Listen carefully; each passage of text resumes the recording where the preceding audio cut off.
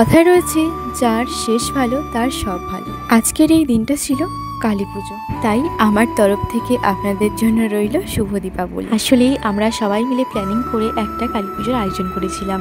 কালী পুজোটা যদিও বা অনেক বছর থেকেই হয়, তবে আমি ছিলাম একেবারেই প্রথম বছর। আমাদের বাঙালির কাছে যে কোনো পুজো মানে একটা ইমোশন, সে কালী পুজো তো আরও বেশি হওয়ার কথা। দেখুন না, আমি এখানে ভোগের জন্য সামান্য কিছু আয়োজন করছি।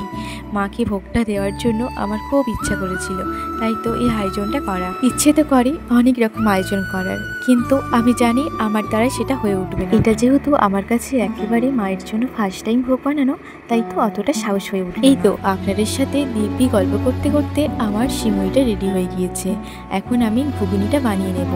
আসলে মটরটা আমি আগে থেকে সিটি মেরে রেখেছিলাম কুকারে।